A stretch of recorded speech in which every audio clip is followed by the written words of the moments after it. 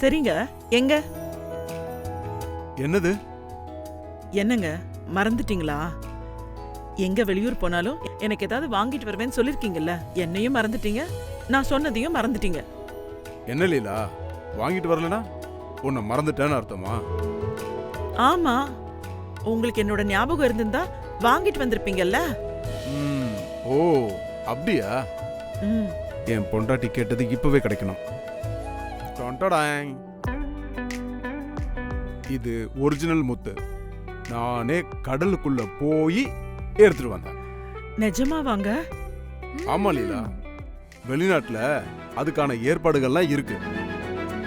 நாமளே சேஃப்டியோட நாமளே கடலுக்குள்ள போய் சிப்பி எடுத்துட்டு வந்து முத்து எடுக்கலாம். ஐயோ, கடலுக்குள்ள போகும்போது எதுவும் ஆகாதாங்க? நம்ம கூட அதுக்கான ட்ரைனிங் ஆளுங்க கூடவே வருவாங்க. ரொம்ப அழகா இருக்குங்க. இதுல நீங்க என் மேல வச்சிருக்கிற அன்போட ஆழம் தெரியுதுங்க. அப்பா, அம்மா. ஆ, ஆனா இது கோவில். உங்க பாசத்தை கொஞ்சம் கண்ட்ரோல் பண்ணுங்க. வீட்ல போய் ஆசை தீர பேசிக்கலாம்.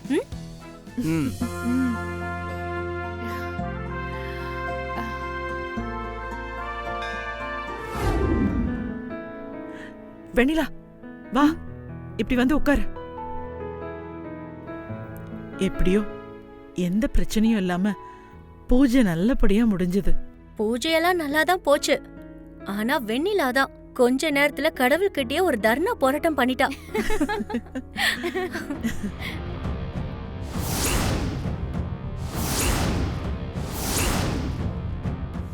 கரெக்டா சொன்னீங்கக்கா. ஏன் நீ தாலி காணாம போனா திருடனை தான் பிடிக்க போவாங்க, நீங்க என்னடானா கையில கற்பூரத்தை வச்சு மேஜிக் பண்ணிட்டு இருக்கீங்க. அது மேஜிக் இல்ல அருவி, வெண்ணிலா கடவுள் மேல வச்சிருக்கிற நம்பிக்கை. அதுக்கு இப்படிதான் கையில கற்பூரம் ஏத்துவாங்களா? ஏதோ திருடன் வருண் கிட்ட மாட்டிக்கிட்டான். வருண் மட்டும் தாலிய காப்பாத்தி கொண்டு வரலனா வெண்ணிலாவோட கை என்ன ஆயிருக்கும்னு யோசிச்சு பாரு. அதெல்லாம் அண்ணி பிளானோட தான் பண்ணிருக்காங்க. என்ன பிளானா? ஆமா பெரியம்மா, அன்னிக்கு தினமும் அண்ணன் கையால சாப்பாடு ஊட்டிக்கணும்னு ஆசை. அதுக்கு பிளான் பண்ணி தான் இப்படி பண்ணிருக்காங்க. கரெக்ட் தானே அண்ணி? என்ன வெண்ணிலா, வருண் கிட்ட கேட்டா அவன் ஊட்டி விட போறான், அதுக்காக இப்படியா பிளான் பண்ணுவ? அத்தை, அதுவும் கரெக்ட் தான். வருண் கிட்ட நேரா கேட்க வெக்கப்படுற போல இருக்கு. ஏமா புருஷன்கிட்ட கேட்க என்ன வெக்கம்? என்ன வருண், நீ ஊட்டி விட மாட்ட? நான்லாம் எப்ப என் பொண்டாட்டி கேட்பான்னு வெயிட் பண்ணிக்கிட்டு இருக்கேன். ஏங்க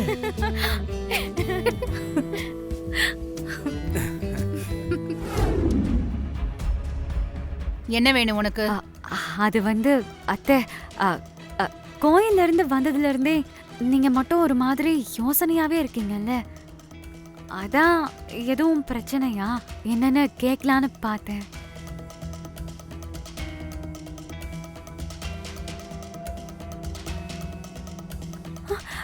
என்னத்த அப்படி பாக்குறீங்க?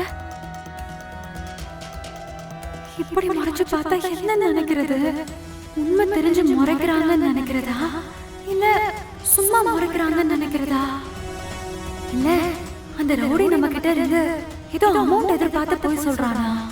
ஒண்ணும் புரியலையே. இவ்வளவு பணம் கொடுத்து கச்சிதமா வேலையை முடிக்க சொன்னா பயந்து நம்மள காட்டி கொடுத்து இப்படி இப்படி பம்ப போட்டுட்டானே ராஸ்கல்.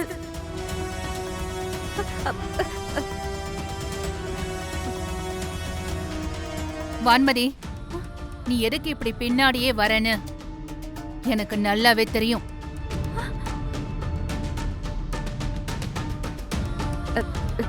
நான் எதுக்காகவும் பின்னாடி வரலத்த, சும்மாதான் வரேன்.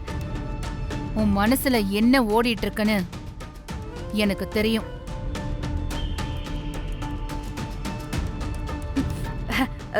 என்னத்த சொல்றீங்க? எனக்கு ஒன்றும் புரியல. நீ பண்ண காரியம் எனக்கு தெரியுமா தெரியாதான்னு ரொம்ப குழம்பிக்க வேண்டாம் வான்மதி. எனக்கு தெரியும்.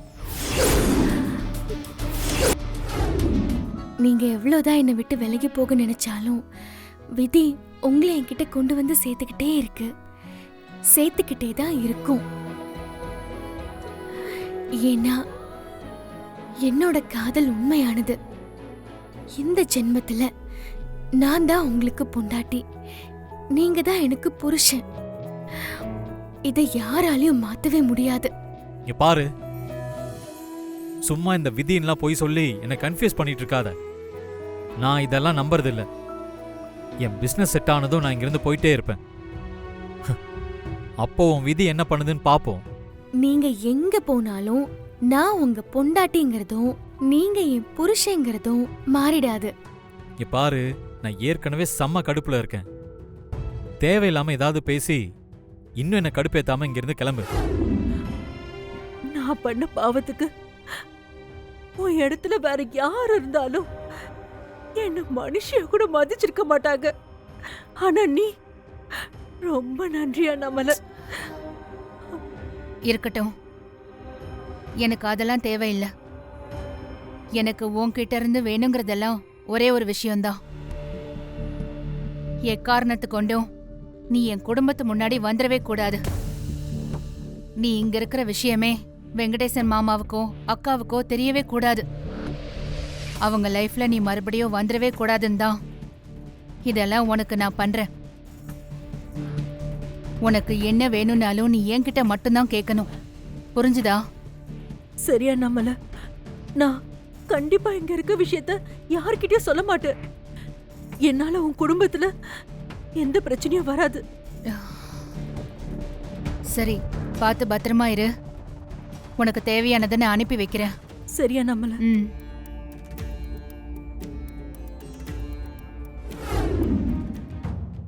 யாருங்க இந்த நேரத்துல ஃபோன் பண்றது?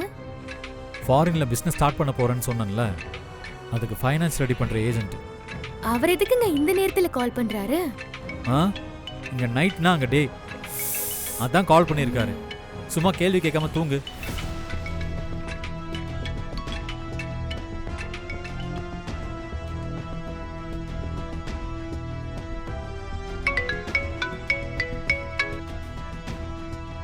Hello sir. என்ன வருண், ஆள் இருக்கீங்களா?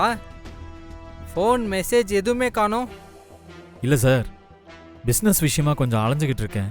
அதான். வேலை நடக்குதுன்னு சொல்றீங்க, ஆனா எனக்கு ஒன்றும் அப்படி தெரியலையே. ஏன் சார், என்ன ஆச்சு? ஆமா வருண், 1 மந்த்ல இந்தியாவில் அவுட்லெட் ஸ்டார்ட் பண்ணிடுவேன்னு சொன்னீங்க. டாக்குமெண்ட்ஸ் வந்துடும்னு சொன்னீங்க, ஆனா இன்னும் எதுவும் வரலையே.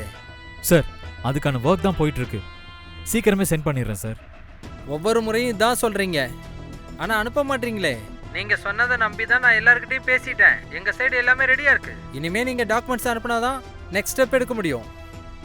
Okay sir. டைம் போயிட்டே இருக்கு வருண், நீங்க லேட் பண்ண எல்லாமே லேட் ஆகும்.